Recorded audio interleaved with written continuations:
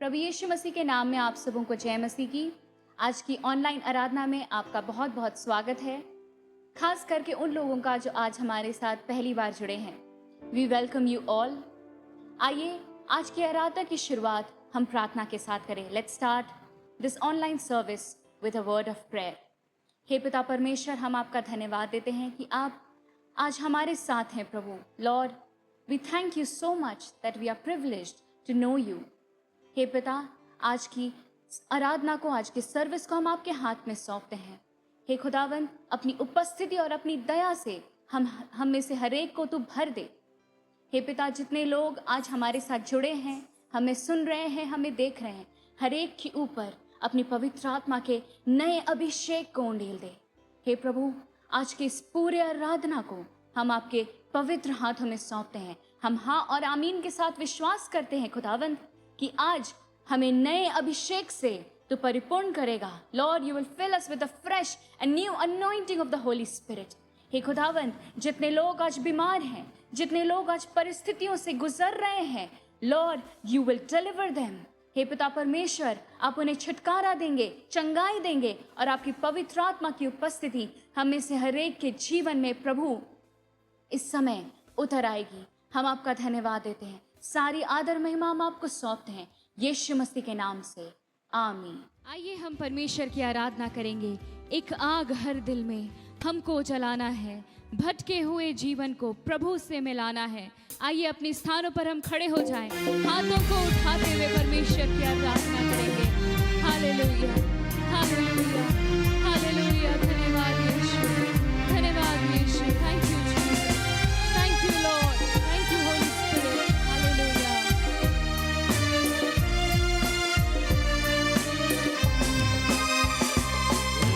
आग हर दिल में हमको जलाना है। एक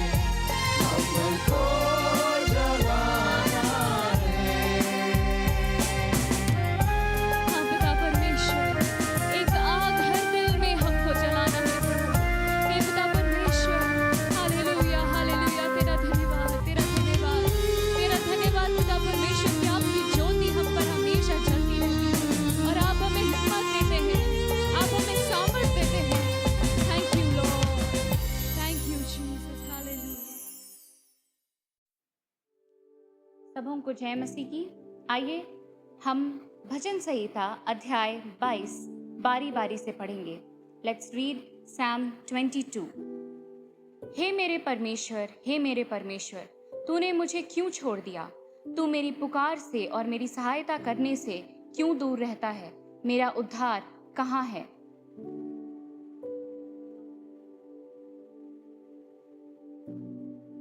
परंतु तू जो इज़राइल की स्तुति के सिंहासन पर विराजमान है, तू तो पवित्र है।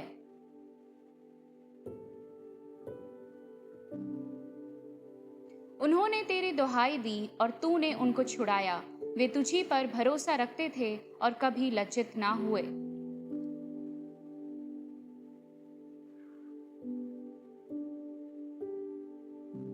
वे सब जो मुझे देखते हैं मेरा ठट्ठा करते हैं और होंठ बिचकाते और यह कहते हुए सिर हिलाते हैं,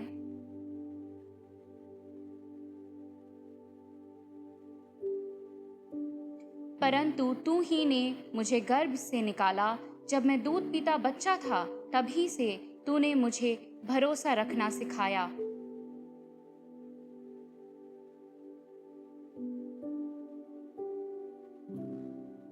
मुझसे दूर ना हो, क्योंकि संकट निकट है और कोई सहायक नहीं।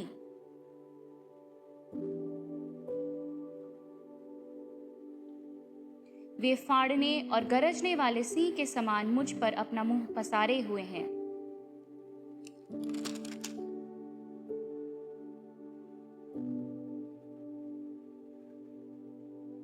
मेरा बल टूट गया, मैं ठीकरा हो गया और मेरी जीभ मेरे तालू से चिपक गई और तू मुझे मारकर मिट्टी में मिला देता है।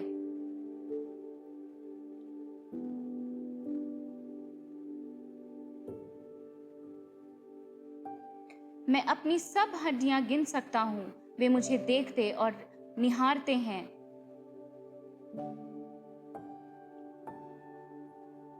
परंतु हे यहोवा, तू दूर ना रह। हे मेरे सहायक, मेरी सहायता के लिए फुर्ती कर।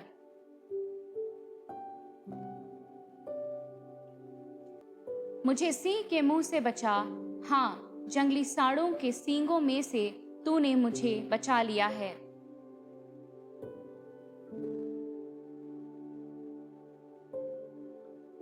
हे यहोवा के डरवैयों, उसकी स्तुति करो। हे याकूब के वंश, तुम सब उसकी महिमा करो। हे इज़राइल के वंश, तुम उसका भय मानो।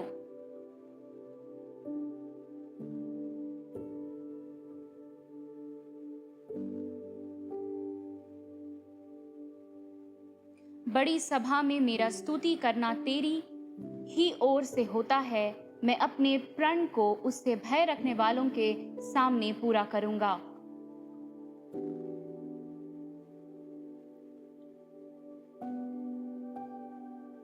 पृथ्वी के सब दूर दूर देशों के लोग उसको स्मरण करेंगे और उसकी ओर फिरेंगे, और जाति जाति के सब कुल तेरे सामने दंडवत करेंगे।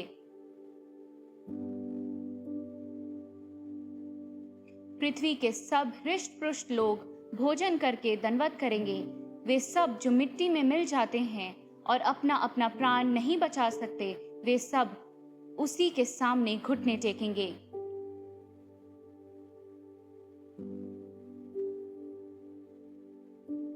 आइए एक साथ मिलकर पढ़ेंगे आखिरी पद को। वे आएंगे और उसके धर्म के कामों को एक वंश पर जो उत्पन्न होगा यह कहकर प्रकट करेंगे कि उसने ऐसे ऐसे अद्भुत काम किए। परमेश्वर का धन्यवाद हो, इस वचन से आप सबों को आशीष मिले।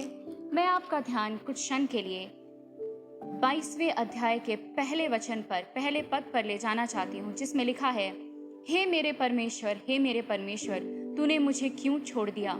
तू मेरी पुकार से और मेरी सहायता करने से क्यों दूर रहता है? मेरा उद्धार कहाँ है?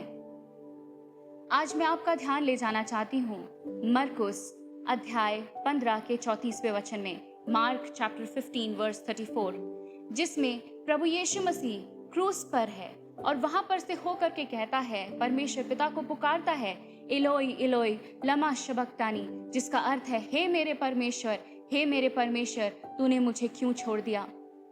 आज हम कई सारी परिस्थितियों से होकर गुजर रहे हैं, कई सारी कठिनाइयां हमारे चारों तरफ हैं, हमने अपने कई प्रियजनों को खो दिया है और आज हम इसी भजन के हिसाब से, इसी भजन के तरीके से हम आज प्रभु से क्वेश्चन आंसर कर रहे हैं। प्रभु where are you, Lord where are you, प्रभु कहाँ है, तूने मुझे क्यों छोड़ दिया, God why have you abandoned मी।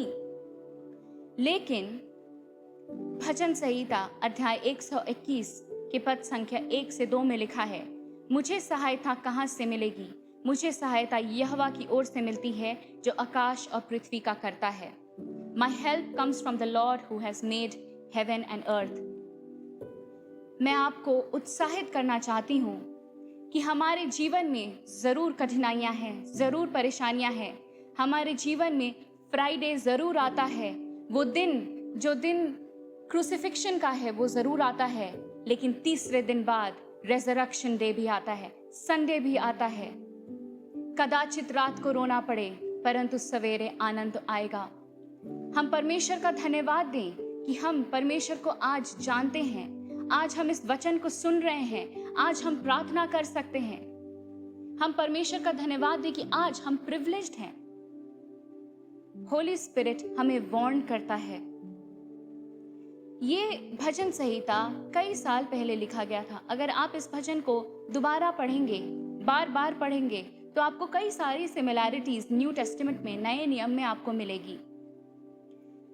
ये जो भजन है, इस भजन के हिसाब से अगर हम देखें तो यहाँ पर लिखता है, हे मेरे परमेश्वर, मैं दिन को पुकारता हूँ परंतु तू उत्तर नहीं देता, और रात को भी मैं चुप नहीं रहता, परंतु तू जो इज़राइल की स्तुति के सिंहासन पर विराजमान है, तू तो पवित्र है। हमारे पुरखा तुझी पर भरोसा रखते थे, वे भरोसा रखते थे और तू उन्हें छुड़ाता था। कई सारी सिमिलैरिटीज हम आज नए नियम में देखते हैं। ऐसा क्यों? क्योंकि होली स्पिरिट हमें वार्न करता है। जब प्रभु यीशु मसीह का क्रूसिफिक्शन होने वाला था कई साल पहले, बार बार उनकी उस विषय में भविष्यवाणी की गई। जब नूह के समय में बाढ़ आने वाली थी, परमेश्वर पिता ने बहुत पहले ही नूह को बता दिया कि तुम नाव तैयार करो। My friends, Holi spirit warns us, but what is important? Important is to have a relationship with God, to have a connection with God. Yes, हमारे पास आज कठिनाइयाँ हैं, हमारे पास आज ऐसी परिस्थितियाँ हैं जब हमें नहीं लगता कि क्या करें प्रार्थना करके, क्या करें बाइबल पढ़ के, लेकिन आज हमें ज़रूरी है कि हम पवित्र आत्मा से भर करके, परमेश्वर की उपस्थिति में हो करके, आज हम वो रिलेशनशिप, वो कनेक्शन परमेश्वर से बना करके रखें। God called out Samuel. छोटे शैमुएल को परमेश्वर ने बुलाया और छोटे शैमुएल ने कहा, हाँ प्रभु कह, तेरा दास सुन रहा है। आज वही एटीट्यूड हमें चाहिए, आज वही एटीट्यूड परमेश्वर हमसे चाहता है कि हम हमेशा हम रेडी रहें, हम तैयार रहें। जब हमें परमेश्वर पुकारे तो हम कहने वाले हो सके, हाँ प्रभु कह, तेरा दास सुन रहा है।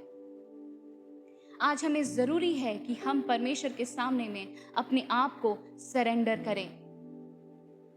परमेश्वर पिता ने अब्राहम और सारा के जीवन में बहुत बड़ा काम किया। 90 साल की उम्र में परमेश्वर ने अब्राहम और सारा को एक बालक दिया। सारा की प्रार्थना सुन ली गई, अब्राहम की प्रार्थना सुन ली गई, हन्ना की प्रार्थना सुन ली गई। परमेश्वर आज वही सामर्थ रखता है और वो आज भी He is the mighty God. He is the same God who can still fulfill your prayers. बस ज़रूरत है कि हम परमेश्वर को अपनी फर्स्ट प्रायोरिटी बनाएं। यस, ये ज़रूर है कि हम आज दुनियादारी में अलग अलग चीज़ों में खो गए हैं। हमारा माइंड क्लाउडेड हो जाता है, फॉगी हो जाता है, कई सारे थॉट्स आते हैं हमारे मन में। But remember, if we surrender ourselves in front of the Lord is going to hear us. प्रियो, यहाँ लिखा है 24वें पद में, पर जब उसने उसकी दुहाई दी तब उसकी सुन ली। बड़ी सभा में मेरा स्तुति करना तेरी ही ओर से होता है। मैं अपने प्रण को उससे भय रखने वालों के सामने पूरा करूंगा। नम्र लोग भोजन करके तृप्त होंगे, जो यहोवा के खोजी हैं वे उसकी स्तुति करेंगे। तुम्हारे प्राण सर्वदा जीवित रहें। आज ये परमेश्वर का जीवित वचन है हमारे लिए कि प्रभु हमें कभी ना छोड़ने वाला और कभी ना त्यागने वाला परमेश्वर है। फिर से आज मैं आपको उत्साहित करना चाहती हूँ, चाहे हमारे पास कितनी भी सारी परेशानियां हो, कितनी भी सारी कठिनाइयां हो, घुटनों में आकर के हम परमेश्वर के सामने अपने आप को समर्पित कर दें, सरेंडर कर दें। वो परमेश्वर वही परमेश्वर है जिसने इजिप्ट में फैमिन से लोगों को बचाया, मिस्र में अकाल होने से लोगों को बचाया। वही परमेश्वर यहोवा आज भी जिंदा परमेश्वर है, जो लाल समुद्र को 2 भाग करके अपने लोगों को ले गया। वही परमेश्वर आज भी है। आइए हम प्रार्थना करें। हे जीवित परमेश्वर, हम आपका धन्यवाद देते हैं कि आपकी उपस्थिति हमारे साथ हमेशा बनी है। हे खुदावन, चाहे हमारे आसपास कठिनाइयां हो, चाहे हमारे चारों ओर पिता सारे दरवाजे बंद हो, लेकिन प्रभु हम आपके हाथ में, आपके सामने हम अपने आप को समर्पित करते हैं प्रभु। हे पिता, हमारी प्रार्थना सुन ले पिता परमेश्वर। हे खुदावंत, हमारे हर एक भूल चूक और पाप अपराध को क्षमा कर प्रभु। जो भी हमसे गलती हुआ हमें क्षमा कर खुदावंत। आज हम अकेले पाए जाते हैं प्रभु। हे पिता, हमारी मदद करने के लिए तू उतर आ पिता परमेश्वर। अपने पवित्र आत्मा की उपस्थिति को हम में से हर एक के जीवन में उंडेल दे प्रभु। आपकी आशीष हे प्रभु आज हम स्वीकार करते हैं। हम आपका धन्यवाद देते हैं प्रभु कि आपकी अपरंपार उपस्थिति हमारे साथ है। यीशु मसीह, तेरे नाम से हम इस प्रार्थना को मांगते हैं, आमीन। फिर से वो आग बरसा दे, फिर से तूफान आने दे, तेरी महिमा से, तेरे सामर्थ से फिर से तू अभिषेक कर दे। आइए हम अपने स्थानों पर खड़े हो जाएंगे, अपने हाथों को उठाएंगे और परमेश्वर की स्तुति करेंगे। Hallelujah, hallelujah, hallelujah, hallelujah, hallelujah. तेरी स्तुति, तेरी आराधना करते हैं परमेश्वर। हालेलुया। तेरी से वो आग बरसा दे, तेरी से तूफान आने दे, तेरी महिमा से, तेरी सामर्थ से, तेरे से तू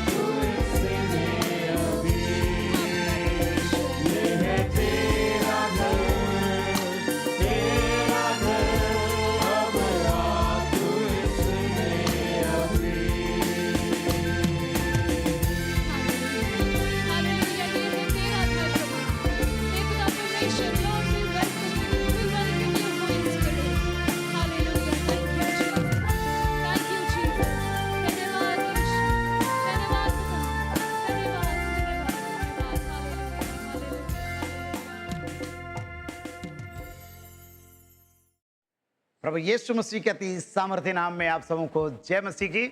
आज के ऑनलाइन आराधना में आप सबों का स्वागत है और विशेष रूप से उन प्रिय भाई बहनों को मैं स्वागत करना चाहता हूं जो पहली बार हमारे साथ इस आराधना में आज जुड़े हुए हैं। परमेश्वर बहुत आयत से आप सबों को आशीष दे। आज जून महीना का पहला रविवार है और हर महीने के पहले रविवार को हम उन सारे प्रिय भाई बहनों के लिए हम प्रार्थना करते हैं जिनका बर्थडे, मैरिज एनिवर्सरी या कोई भी विशेष दिन पड़ता है जिसको आप स्मरण करते हैं परमेश्वर को धन्यवाद देने के लिए। सो आइए हम उनके लिए प्रार्थना करेंगे ताकि परमेश्वर की आशीष हर एक के जीवन में बनी रहे और आपका जन्मदिन मुबारक हो, मैरिज एनिवर्सरी मुबारक हो। परमेश्वर के वचन को स्मरण करें। यिर्मयाह नबी की पुस्तक उसका पहला अध्याय और उसके चौथे पद से लेकर के 10वें पद तक में इस प्रकार से यिर्मयाह की जब बुलाहट हुई तो परमेश्वर का वचन उसके पास में पहुंचा। तब यहोवा का ये वचन मेरे पास पहुंचा, गर्भ में रचने से पहले ही मैंने तुझ पर चित्त लगाया और उत्पन्न होने से पहले ही मैंने तेरा अभिषेक किया है। मैंने तुझे जातियों का भविष्यवक्ता ठहराया। तब मैंने कहा, हाय प्रभु यहोवा, देख मैं तो बोलना भी नहीं जानता क्योंकि मैं लड़का ही हूं। परंतु यहोवा ने मुझसे कहा, मत कह कि मैं लड़का हूं, क्योंकि जिस किसी के पास मैं तुझे भेजूं वहां तू जाएगा और जो कुछ मैं तुझे आज्ञा दूं वही तू कहेगा। तो उनके मुख को देखकर मत डर, क्योंकि तुझे छुड़ाने के लिए तेरे साथ मैं हूं। यहोवा की ये वाणी है। तब यहोवा ने हाथ बढ़ा करके मेरे मुंह को छुआ और यहोवा ने मुझसे कहा, देख मैंने अपने वचन तेरे मुंह में डाल दिए हैं। सुन, मैंने आज के दिन तुझे जातियों और राज्यों पर अधिकारी ठहराया है, उन्हें गिराने और ढा देने के लिए, नष्ट करने और काट डालने के लिए, या उन्हें बनाने और रोपने के लिए। एक बहुत बड़ी बुलाहट यिर्मयाह को परमेश्वर दिया और आज आपके जीवन को भी परमेश्वर वही बुलाहट देता है। सो आइए आंखें बंद करें, हम प्रार्थना करेंगे। सर्वशक्तिमान पिता, हम आपका धन्यवाद करते हैं। जून महीने में हमारे जिन प्रिय भाई बहनों का बर्थडे है हम उनके लिए प्रार्थना करते हैं। प्यारे परमेश्वर, यिर्मयाह को जिस प्रकार आपने बुलाहट दी, हमारे प्रियों को भी अपने वचन के द्वारा तो बुलाहट देता है। हम तेरा धन्यवाद करते हैं। होने दे आपका वचन हाँ और आमीन के साथ हमारे के जीवन में पूरी होने पाए।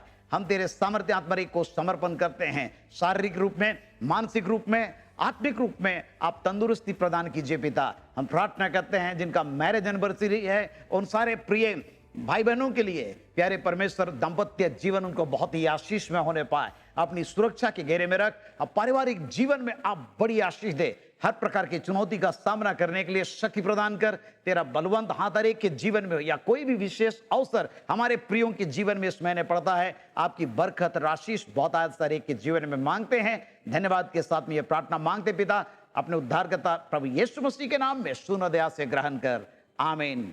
परमेश्वर आप सबों को बड़ी आशीष दे। प्रभु का अनुग्रह आप लोगों के जीवन में लगातार होती रहे। परमेश्वर का हम धन्यवाद करते उसके वचन के लिए।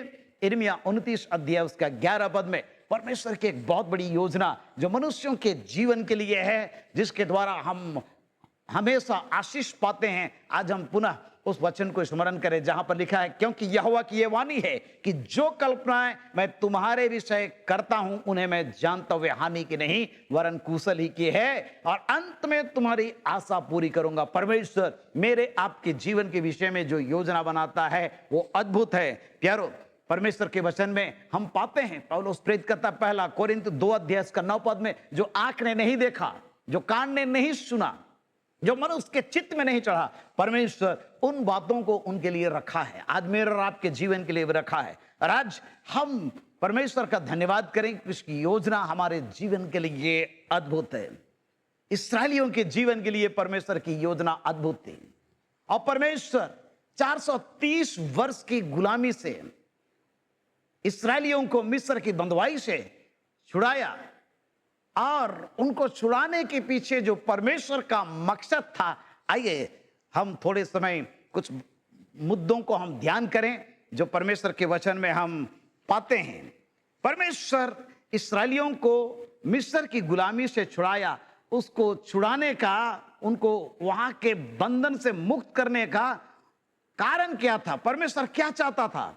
अगर आप पढ़ेंगे निर्गमन और उसका 3 अध्याय और उसका 8वां पद, तो वहां पर हम देखते हैं परमेश्वर कहता है, इसलिए अब मैं उतर आया हूं कि उन्हें मिस्रियों के वश से छुड़ाऊं और उस देश से निकालकर एक अच्छे और बड़े देश में, एक अच्छे और बड़े देश में, जिसमें दूध और मधु की धाराएं बहती है, अर्थात कनानी, हित्ती, एमोरी, परिजी, हिब्बी और यबूसी लोगों के स्थान में पहुंचा हूं। याद रखिए, 430 वर्ष तक इस्राएली मिस्र की गुलामी में रहे और उनको एक जगह मिला था जो भी कि वो उस समय के हिसाब से काफी था।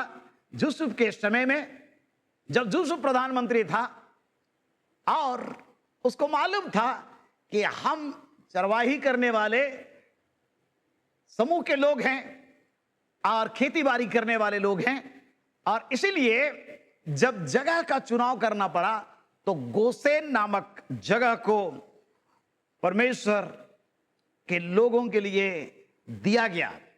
उत्पत्ति 46 अध्याय और उसके 34 पद में इस प्रकार से हम पढ़ते हैं, याकूब और उसका परिवार मिस्र में जब बसा तब यहां लिखा है, तब ये कहना तेरे दास लड़कपन से लेकर आज तक पशुओं को पालते आए। फिरौन के पास इनको ये अपना प्रपोजल देना है और ऐसे समय में यूसुफ उनको सजेशन दिया और कहा कि कहना कि लड़कपन से लेकर आज तक पशुओं को पालते आए, हमारे पुरखा भी ऐसा करते थे, इससे तुम गोसेन देश में रहने पाओगे जहां पर चारागाह है, सारी चीजें, क्योंकि वहां पर वे लोग सुरक्षित रहने पाए और वे लोग जीवन बसर अपना करने पाए, क्योंकि सब चरवाहों से मिस्री लोग घृणा करते थे। एक बहुत बड़ा समस्या था, जो भी कि यूसुफ प्रधानमंत्री है, लेकिन मिस्रियों के जो जहन में जो चीज है कि वो चरवाहों से लोग घृणा करते थे, और इसलिए वहां पर सेटल होकर के रहना इस्राएलियों के लिए बहुत कठिन था। और लेकिन क्योंकि यूसुफ प्रधानमंत्री है, वे लोग वहां पर सेटल होकर के रहे, और इस प्रकार से एक दिन नहीं लेकिन 430 वर्ष तक। और जब यूसुफ की मृत्यु हो गई तो हम देखते हैं निर्गमन उसका पहला अध्याय में किस प्रकार की समस्या परमेश्वर के लोगों के बीच में आई। मिस्र का राजा फिरौन जो गद्दी पर बैठा, वो यूसुफ की सारी कहानी भूल गया और इस्राएलियों को देखा कि ये छोटे से जगह में रहते हैं लेकिन बहुत ही प्रभावशाली हो रहे हैं। उनको खत्म करने के लिए षड्यंत्र रचा, और इस प्रकार से परमेश्वर ऐसे समय में मूसा को बचा करके प्यारो तैयार किया, इस्राएलियों के बीच उनको एक लीडर बना करके भेजा, फिरौन के चंगुल से निकालने के लिए भेजा। और परमेश्वर जब मूसा से बातचीत कर रहा है तो परमेश्वर इस बात को स्मरण किया कि मैं इनके बाप दादों से वाचा बांधा था, मैं इनके पुरखों से वाचा बांधा था। मैंने इब्राहिम से कहा था कि तुम मेरी उपस्थिति में चलो, सिद्ध होते जाओ, तुम इस देश की लंबाई चौड़ाई में चलो, सारी चीजें उसका स्मरण किया। और आज परमेश्वर मूसा को कह रहा है कि मैं इसलिए उतर आया हूं कि इस्राएलियों को इस छोटे से जगह से जो मिस्र देश में है, ये इनका रहने का जगह नहीं है, मैं एक अच्छे और बड़े देश में लेकर के इनको ले जाऊंगा, जहां पर दूध और मधु की धारा बहती है, जहां पर ये लोग अपने भूमि पर बसने पाएंगे। यारो, ये परदेसी होकर के नहीं रहेंगे परंतु अपनी भूमि पर रहेंगे। आज परमेश्वर इस संसार में मुझको और आपको भी पीड़ित देख रहा है। हम और आप यात्री और परदेसी के समान इस संसार में हैं। ये मेरे और आपके लिए इसी प्रकार से आज हम इसको बोल सकते हैं कि ये गोसेन के समान एक छोटा सा जगह है। हो सकता है हमारा घर जिसको हमने बड़ी मेहनत से बनाई है, हो सकता है छोटा सा प्लॉट जिसको हमने खरीदा है, हो सकता है हमारे बाप दादों का जो जमीन जायदाद वो हर पीढ़ी में ये छोटा होते जा रहा है, क्योंकि हम अपने भाई बंधुओं के बीच इसको बंटवारा करते करते ये सीमित होते जा रहा है। परंतु याद रखिए, परमेश्वर मेरे और आपके लिए जो प्रतिज्ञा किया है वो बहुत बड़ा है। यूहन्ना 14 अध्याय में कहता है मेरे पिता के राज्य में रहने के बहुत से स्थान हैं, बहुत से स्थान है। एक घर केवल नहीं, एक कोठरी केवल नहीं, 1 एकड़ जमीन केवल नहीं, 10-5 डिसमिल जमीन केवल नहीं, लेकिन बहुत से रहने का स्थान है जिसकी लंबाई चौड़ाई को हम नाप नहीं सकते। प्यारो, परमेश्वर मेरे आपके लिए इतनी बड़ी प्रतिज्ञा किया है और वो उत्तम देश में मुझको और आपको ले जाना चाहता है। प्रकाशित वाक्य 21 अध्याय में हम देखते हैं उस जगह के विषय में जहां पर सोने का सड़क है और मोती का फाटक जहां पर है, हर प्रकार के बहुमूल्य रत्नों से जड़ा हुआ वो महल है जहां पर परमेश्वर मुझको और आपको ले जाने का वायदा किया है। और इसलिए आज हम और आप इस बात को स्मरण रखें कि परमेश्वर जो सोचता है, जो कल्पना करता है, वो हानि का नहीं वरन कुशल ही का है और अंत में हमारी आशा को पूरी करेगा वो। आज हो सकता है हम इस वैश्विक महामारी के मार से बहुत ज्यादा परेशान हैं। हो सकता अपने प्रियों को हमने खोया, इस संसार में जिनको हम अपने साथ देखना चाह रहे थे आज वो हमारे साथ नहीं है प्यारो। परंतु याद रखिए कि परमेश्वर हमारे आपके जीवन के लिए एक ऐसी जगह को तैयार करके रखा है जिसका रचने और बनाने वाला परमेश्वर है। इब्राहिम उस नगर की बाट जोता था, इब्रानी 11 अध्याय में पढ़ते हैं, जिसका रचने और बनाने वाला परमेश्वर, और जिसके कारण से वो अपना प्रवासी जीवन वो तंबुओं में बिताया। और आज परमेश्वर मुझको और आपको एक ऐसे जगह पर जहां पर हम हो सकता है सेटल होकर के बैठे हुए परमेश्वर निकाल करके उस जगह पर ले जाना चाहता है जहां पर हम बड़ी आजादी के साथ में रह सकते हैं, जहां ना तो भूख होगी, ना तो प्यास होगी, ना तो किसी भी प्रकार का महामारी का आक्रमण हमारे आत्मिक शरीर में नहीं होगा। हालेलुया। परमेश्वर ऐसी जगह को मेरे आपके जीवन के लिए तैयार करके रखा है और इसलिए हम उत्साहित हो जाएं। परमेश्वर अच्छे और बड़े देश में ले जाना चाहता है मुझको और आपको, और इसलिए प्यारो ऐसे समय में हम हिम्मत रखें। दाऊद अपने जीवन में परमेश्वर के उस योजना को समझा था जिसके कारण से वो वर्णन करता है 2 सामुएल 22 अध्याय और उसका 20 पद, जहां पर लिखा है उसने मुझे निकाल कर चौड़े स्थान में पहुंचाया। प्यारो, चौड़े स्थान में पहुंचाने वाला वो परमेश्वर है। वो हम में से एक को चौड़े स्थान में पहुंचाने वाला परमेश्वर है। भजन संहिता 18 अध्याय 18 और 19 पद में इस प्रकार से लिखा है, मेरी विपत्ति के दिन वे मुझ पर आ पड़े परंतु यहोवा मेरा आश्रय था। उसने मुझे निकाल कर चौड़े स्थान में पहुंचाया, उसने मुझको छुड़ाया क्योंकि वह मुझसे प्रसन्न था। प्यारो, संकट और मुसीबत दाऊद के जीवन में भी आई, मेरे आपके जीवन में भी आती है, परंतु याद रखिए आज हम और आप जिस मिट्टी के शरीर में रहते हैं, जिस मकान में रहते हैं, ये चिरस्थायी नहीं है, ये तो पृथ्वी का डेरा सरी का घर है। और इसलिए आज इसमें हम पीड़ित हैं, कराहते हैं, दुख और तकलीफ में नाना प्रकार की समस्या है, परंतु याद रखिए परमेश्वर हमारी पीड़ा को देखा है और वो उतर आया है। वो कहता है मैं उतर आया हूं ताकि मैं मिस्रियों के वश से छुड़ाऊं। परमेश्वर पाप के बंधन से छुड़ाने के लिए आता है, मृत्यु के बंधन से छुड़ाने के लिए आता है, शाश्वत अनंत जीवन देने के लिए आता है, ताकि मुझको और आपको एक अच्छे और बड़े देश में परमेश्वर अपने राज्य में ले जाने के लिए मुझको और आपको लेने के लिए आ रहा है।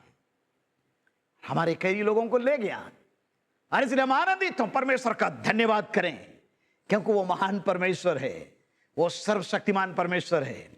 परमेश्वर प्रतिज्ञा किया है, अच्छे और बड़े देश को देने का वायदा वो किया है।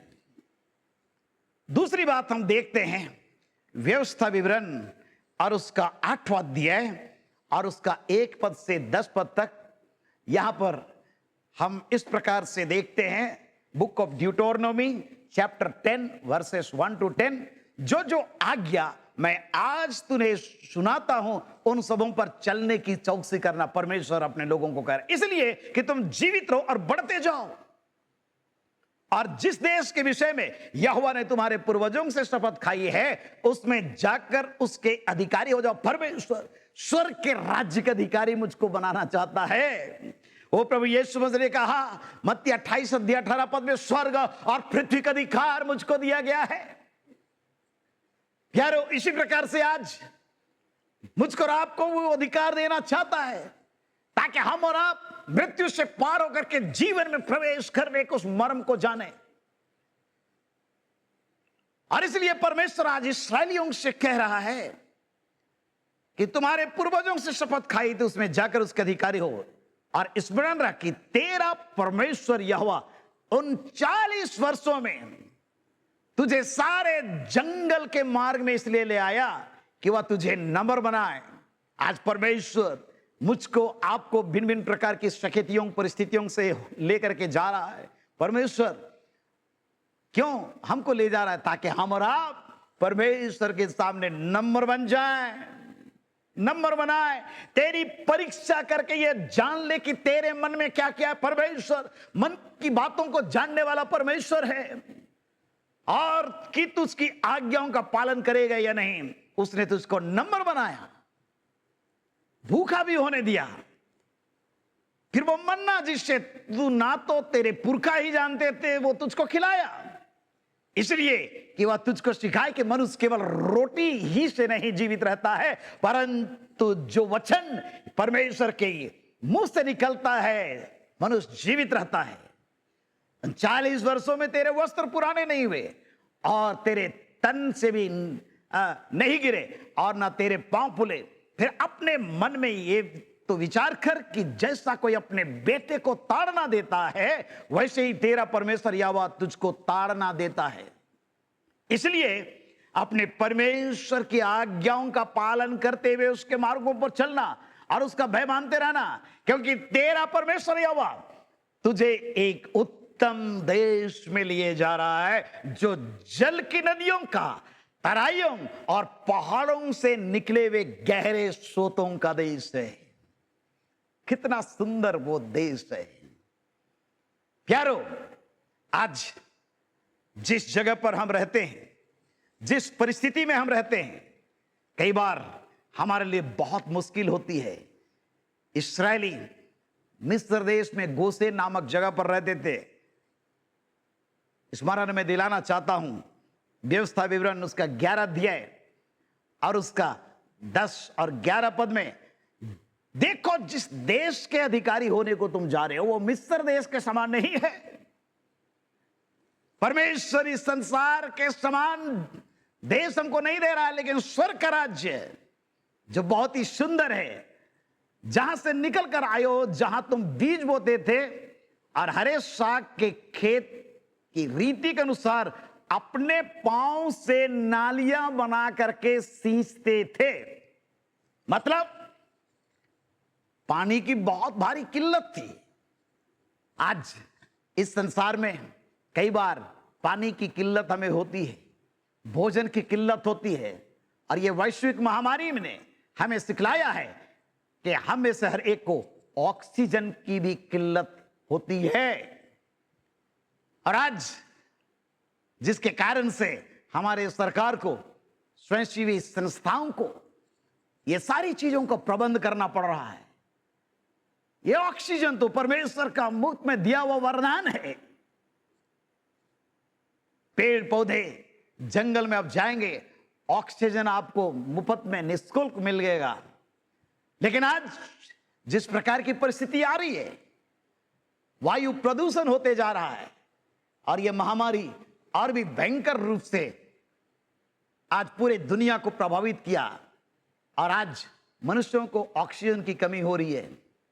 यारो, लेकिन वो परमेश्वर जो राज्य और जो जगह हम में से हर एक को दे रहा, वहां पर भोजन की कमी नहीं होगी, पानी की कमी नहीं होगी, नालियों से हम सिंचाई करने वाले नहीं और जिस सोते के विषय में प्रभु यीशु मसीह ने कहा, यूहन्ना रचित सुसमाचार उसका 4 अध्याय में, उस बहन से जो एक पापिनी स्त्री के रूप में जानी जाती थी, जो याकूब के कुएं के ऊपर में भरोसा रखती थी। कुआं गहरा था, पानी भरने के लिए निरंतर वो आती थी। यीशु मसीह बस पीने के लिए थोड़ा सा पानी में मांगा, वो इनकार कर रही है। और यीशु मसीह जब जीवन के जल को देने की बात कर रहा है, वो सोच रही है यीशु मसीह के पास ना तो बाल्टी है ना तो रस्सी, कैसे पानी निकालेगा। लेकिन प्रभु यीशु मसीह उससे कहा, उस स्त्री से कहा कि अगर तू जानती कि जो तुझसे कह रहा है पानी दे, और अगर तुम जानती उस व्यक्ति को तो उससे मांगती और वो तुमको जीवन का जल दे देता। प्यारो, जीवन के जल के विषय में उसको मालूम नहीं, और प्रभु यीशु मसीह उस बहन से बातचीत करके जीवन के जल के विषय में बातचीत किया और कहा कि जो कोई उस जल में से पिएगा, याकूब के कुएं से पिएगा, फिर वो प्यासा होगा, परंतु जो कोई वो जल जो मैं दूंगा वो अनंत काल तक प्यासा नहीं होगा, परंतु जो जल मैं दूंगा उसमें से वो एक सोता बन जाएगा जो अनंत जीवन के लिए उमड़ता रहेगा। वो पवित्र आत्मा के विषय में कहा, पवित्र आत्मा की भरपूरी के विषय में कहा। और आज प्यारे परमेश्वर इस संसार में हमको आपको पवित्र आत्मा की भरपूरी दे करके एक टेस्ट देता है, ताकि हम और आप उस जीवन के जल के सोते के विषय में अनुभव करने पाए। और प्यारे परमेश्वर के लोग मिस्र देश के अंदर में बड़ी कठिनाई से रहते थे।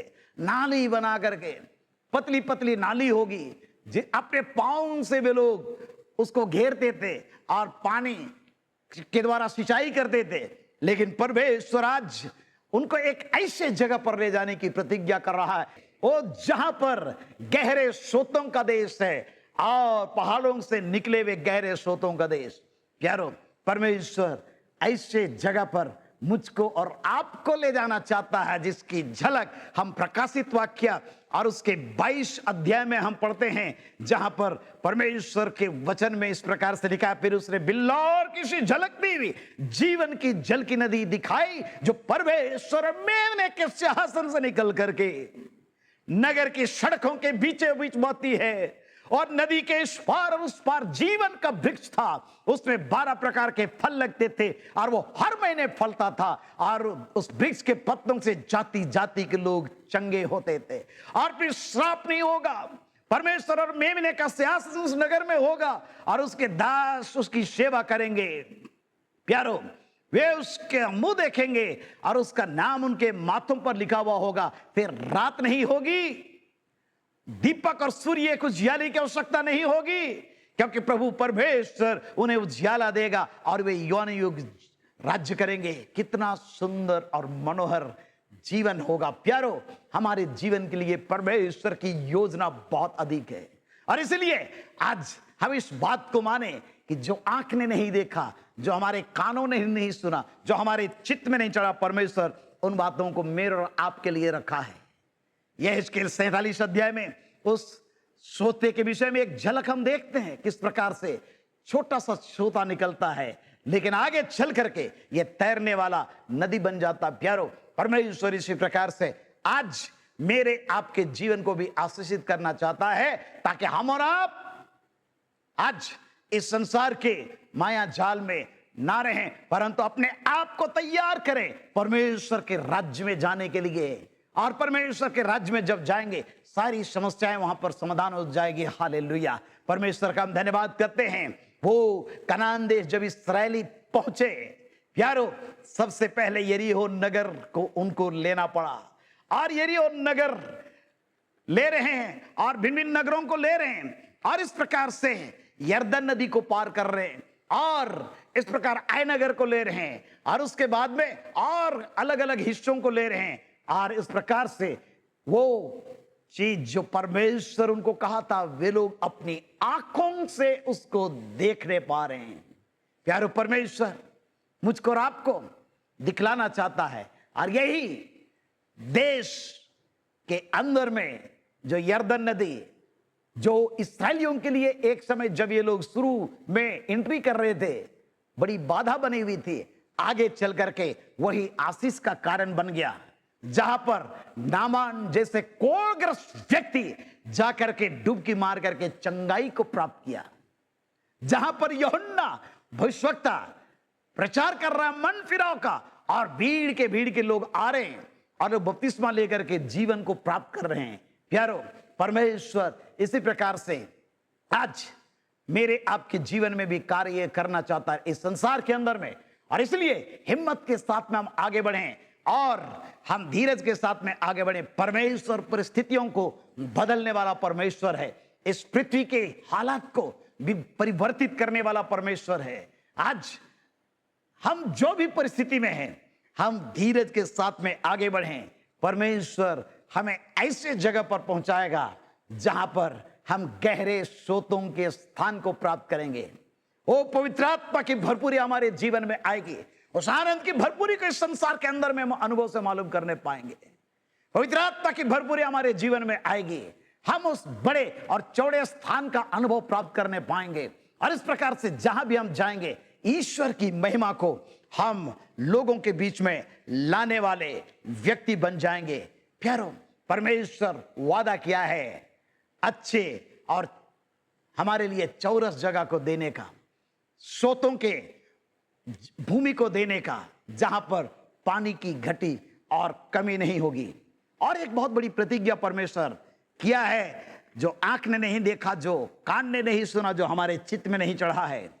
व्यवस्था विवरण उसका 11 अध्याय और उसका 21 पद, ड्यूटोरनोमी चैप्टर 11 वर्स 21, जहां पर इस प्रकार से लिखा है, इसलिए कि जिस देश के विषय यहोवा ने तेरे पूर्वजों के साथ शपथ खाकर कहा था कि मैं उससे तुम्हें दूंगा, उसमें तुम और तुम्हारे बच्चे दीर्घायु हों, तुम्हारे बच्चे दीर्घायु हों।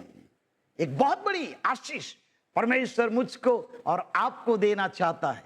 इस्राएलियों को परमेश्वर दिया और कहा कि केवल तुमको जमीन नहीं मिलेगा, केवल तुमको सोतों का स्थान नहीं मिलेगा, परंतु तुम्हारे बच्चों को दीर्घायु मिलेगा, लंबी उम्र भी मिलेगी।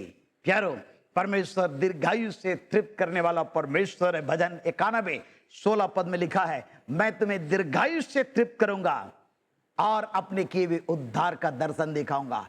और इसलिए आज जब हम इस संसार में रहते हैं, मुझको आपको आज इस बात को स्मरण करते हुए आगे बढ़ने की आवश्यकता है कि परमेश्वर हमारे जीवन में कैसे उन आशीषों को देता है। इफिसी 6 अध्याय में पौलुस वर्णन किया है। उसके पहले पद में, हे बालकों प्रभु में अपने माता पिता के आज्ञाकारी बनो, क्योंकि ये उचित है। अपने माता और पिता का आदर कर, ये पहली आज्ञा जिसके साथ प्रतिज्ञा भी है कि तेरा भला हो और तू धरती पर बहुत दिन तक जीवित रहे। परमेश्वर मुझको और आपको दीर्घायु से तृप्त करने का वायदा किया है। आज परमेश्वर वो आशीष जो हो सकता है हम खो बैठे हैं, इस संसार में भी अनुभव से मुझको और आपको मालूम करने के लिए वो देना चाहता है। जब हम ध्यान करते हैं उत्पत्ति 5 अध्याय आदम की वंशावली, तो यहां पर देखते परमेश्वर के लोगों की जो उम्र थी, आदम की उम्र 930 वर्ष, सेत की उम्र 912 वर्ष, एनोस की उम्र 905 वर्ष, केनान की आयु 910 वर्ष, महलेल की आयु 895 वर्ष, येरेद की आयु 962 वर्ष और हनोक 365 वर्ष तक परमेश्वर के साथ साथ चला।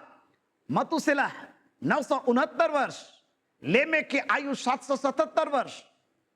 परंतु पाप के कारण से उत्पत्ति 6 अध्याय में हम देखते हैं कि मनुष्य की आयु घट करके 120 वर्ष का हुआ और आगे चल करके ये और कम हो गया। और आज मनुष्य की जो आयु है घटते गई 70 80, बहुत ताकतरा 120 और इस प्रकार की परिस्थिति चारों तरफ है। लेकिन यह तो हमारे शारीरिक देह की उम्र के विषय में हम देखते हैं, परंतु परमेश्वर शाश्वत जीने वाला, जीवन देने वाला, अनंत जीवन देने वाला परमेश्वर है। और प्रभु यीशु मसीह वो जीवन देने का वायदा किया। और इसलिए प्यारो, हम और आप जो परमेश्वर के लोग हैं, इस बात को स्मरण रखें कि यीशु मसीह पुनरुत्थान और जीवन है। जो उस पर विश्वास करते हैं वो मृत्यु से पार होकर के जीवन में प्रवेश कर चुके हैं। और इसलिए अगर शारीरिक रूप में किसी की मृत्यु हो जाती है तो हम उसको मृत्यु शब्द से हम सीमित नहीं करते हैं, परंतु हम कहते हैं कि वो स्वर्ग में प्रोमोट हो गया, प्रोमोटेड टू द ग्लोरी, महिमा में प्रवेश कर चुका है, परमेश्वर की महिमा में चला गया है। प्यारो, परमेश्वर मुझको और आपको मरने के लिए नहीं, लेकिन परमेश्वर की महिमा में प्रवेश करने के लिए रखा है। और इसलिए संसार में जब तक परमेश्वर हमें उम्र दिया है, जीवन दिया है, इस शरीर में रहने के लिए परमेश्वर को धन्यवाद देते हुए रहें और अपने जीवन को प्रभु के हाथ में सर्वदा देते रहें। क्योंकि परमेश्वर के वचन में हम पढ़ते हैं इस शारीरिक देह के विषय में, अय्यूब 14:5 में, कि मनुष्य का जो दिन है नियुक्त किया गया है। मनुष्य का जो जीवन है 14:1 में अय्यूब की किताब में लिखा है, फूल के समान खिलता है, छाया के नाई वो ढल जाता है, वो मृत्यु से पार होकर के जीवन में प्रवेश करता है। और इसलिए प्यारो, इस संसार में हम केवल सांसारिक चीजों पर भरोसा ना रखें, लेकिन परमेश्वर के ऊपर में भरोसा रखें कि परमेश्वर हमें उस कनान देश में, परमेश्वर अपने राज्य में दीर्घायु से तृप्त करने वाला परमेश्वर है। केवल एक देश भूमि केवल नहीं देगा, केवल सोतों का स्थान केवल नहीं देगा, लेकिन हम में से हर एक को वो लंबी उम्र भी देगा, शाश्वत जीवन देता है, जिसकी वायदा परमेश्वर के वचन में हम पढ़ते हैं। और इसलिए परमेश्वर का धन्यवाद करें। कई बार हम इस संसार में कई चीजों के लिए बहुत ही सीमित विचार में बने हुए रहते हैं। प्रभु यीशु मसीह एक जो दृष्टांत कहा, जिसको मैं स्मरण दिलाना चाहता हूं, लूका रचित सुसमाचार उसका 12 अध्याय और उसके 13 पद से आगे एक धनवान मूर्ख का दृष्टांत प्रभु यीशु मसीह दिया। और इस प्रकार से जब प्रभु यीशु मसीह के पीछे भीड़ आती थी, भीड़ में से किसी ने कहा उससे, हे गुरु, मेरे भाई से कहा कि पिता की संपत्ति मेरे साथ बांट दे। मतलब उस व्यक्ति का केवल संबंध संपत्ति से था, जो पिता की संपत्ति, अपना कमाया हुआ भी संपत्ति नहीं, पिता की संपत्ति।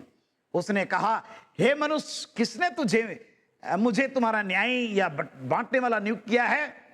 और यीशु मसीह से कहा, चौकस रहो, हर प्रकार के लोभ से अपने आप को बचाए रखो। प्यारो, आज सांसारिक धन और दौलत से हम अपने जीवन को मिला करके केवल ना रखें, लेकिन आत्मिक बातों पर हम थोड़ा गौर करें। कई बार हम केवल इसी व्यक्ति के समान अपना हिसाब किताब में लगे हुए रहते हैं। प्रभु यीशु मसीह ने कहा, चौकस रहो, हर प्रकार के लोभ से अपने आप को बचाए रखो, क्योंकि किसी का जीवन उसकी संपत्ति की बहुत आयत से नहीं होता। और यीशु मसीह दृष्टांत कहा, किसी धनवान की भूमि में बड़ी उपज हुई। तब वो अपने मन में विचार करके कहने लगा, मैं क्या करूंगा, क्योंकि मेरे यहां जगह नहीं, अपनी उपज कहां रखूंगा मैं। और ये व्यक्ति खुद अपने आप से कह रहा है, मैं ये करूंगा, मैं अपनी बखारियां तोड़ कर उनसे बड़ी बनाऊंगा और अपना सब अन्न और संपत्ति रखूंगा और अपने प्राण से कहूंगा कि प्राण, तेरे पास बहुत वर्षों के लिए बहुत संपत्ति रखी है, चैन कर, खा पी सुख से रह। परंतु परमेश्वर उससे कहा, हे मूर्ख, इसी रात तेरा प्राण तुझसे ले लिया जाएगा, तुम्हारी देह से तेरे प्राण को ले लिया जाएगा। परमेश्वर के पास में अधिकार है प्राण को लेने का। प्राण ले लिया जाएगा, तब जो कुछ तूने इकट्ठा किया वो किसका होगा? जो कुछ तुम इकट्ठा कर रहे हो किसका होगा? वो किसी और व्यक्ति का होगा। और आज इसी प्रकार से इन चंचल धन और दौलत के लिए मनुष्य बहुत परेशान रहते हैं। और इसलिए हमारा दृष्टिकोण आज बदलने पाए। इस संसार में क्लेश होता है, संकट आती है, मुसीबत आती है, लेकिन हर परिस्थिति के लिए परमेश्वर का धन्यवाद करते हुए प्यारो, हम धन्यवादी आत्मा के साथ में जो कुछ परमेश्वर दिया है, जिस परिस्थिति में परमेश्वर रखा है, धन्यवादी हृदय के साथ में रहें। परमेश्वर मुझको और आपको आशीष देगा। परमेश्वर भूखा मरने नहीं देगा। लोग कहा करते हैं इंसान इस संसार के अंदर में भूखा नहीं मरता है। यह मनुष्य की कही हुई बात है, परंतु कई माने में यह बात सत्य है। जैसा भी हो, इंसान भरपेट खाना खाता है। हो सकता है बहुत महंगा वस्त्र नहीं पहनता, लेकिन कुछ तो पहनता वो। संघर्ष होता है, लेकिन मनुष्य आज जीवन जी रहा है, और इसलिए हम उस परमेश्वर पर भरोसा रखें और याद रखें, परमेश्वर यहोवा की वाणी है कि जो कल्पनाएं मैं तुम्हारे विषय करता हूं उन्हें मैं जानता हुए हानि की नहीं वरन कुशल ही की है, और अंत में तुम्हारी आशा पूरी करूंगा। परमेश्वर इस्राएलियों को कहा मैं दीर्घायु से तृप्त करूंगा, अच्छे और चौड़े स्थान में मैं अपने लोगों को लेकर के रखूंगा। ऐसे देश में ले जाऊंगा जहां पर पहाड़ों के गहरे गहरे सोते हैं, और जहां पर अनाज की कमी नहीं होगी, पानी की कमी नहीं होगी, ऑक्सीजन की भी कमी नहीं होगी। मतलब परमेश्वर दीर्घायु से तृप्त करेगा, जीवन देगा, और परमेश्वर मुझको और आपको संभालेगा इस संसार में। प्रियो, अपने आप को प्रभु के हाथ में समर्पण करें, इन वचनों को स्मरण करते हुए, और प्रभु से कहें कि प्रभु जब तक मैं इस संसार में हूं, बड़ी धन्यवादी आत्मा के साथ मुझे जीवन जीने के लिए मेरी सहायता कर। कुड़ने से मुझे बचा, ईर्ष्या डाह से मुझे बचा, सब प्रकार की व्यर्थ कल्पनाओं से मुझे बचा। प्रभु अपने लहू के द्वारा मुझे शुद्ध और पवित्र कर अपनी आशीष बहुत आयत से मुझे दे। आइए अपनी आंखें बंद करें, हम इसमें प्रार्थना में जाएंगे। परमेश्वर हमें सर एक आशीष देने पाए। अपनी आंखें बंद करें, हम प्रार्थना करें। सर्वशक्तिमान पिता परमेश्वर, हम आपका धन्यवाद करते हैं आज के इस दिन के लिए। तूने बड़े अनुग्रह से हमें शरीर को संभाला है। प्यारे परमेश्वर, इस संसार में कई बार हम अपने सीमित बुद्धि से सोच विचार करते हैं, लेकिन हम धन्यवाद करते हैं, हमारे लिए बहुत बड़ी प्रतिज्ञा तूने की है।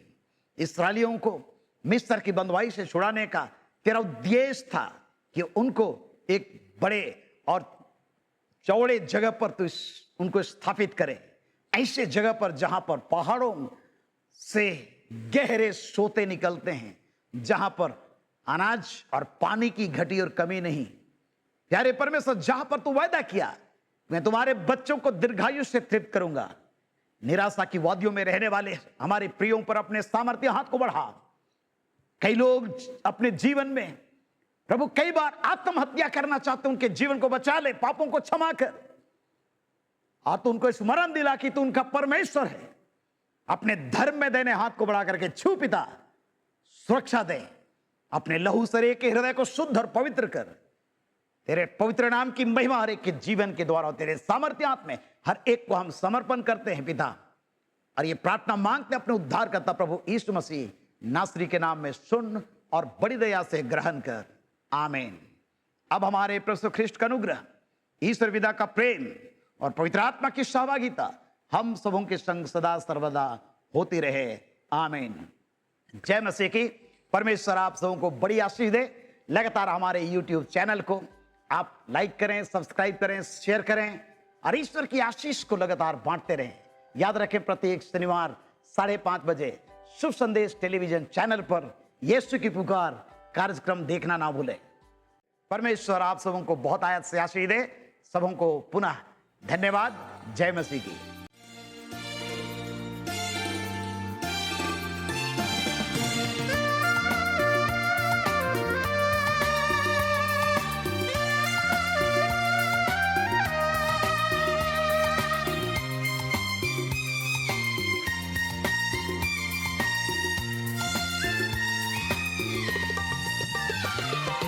आओ आओ भाइयों बहनों, सुन लो यीशु की पुकार। आओ आओ भाइयों बहनों सुन लो यीशु की पुकार। आओ आओ भाइयों बहनों सुन लो यीशु की पुकार। बुलाता है यीशु, सुन लो यीशु की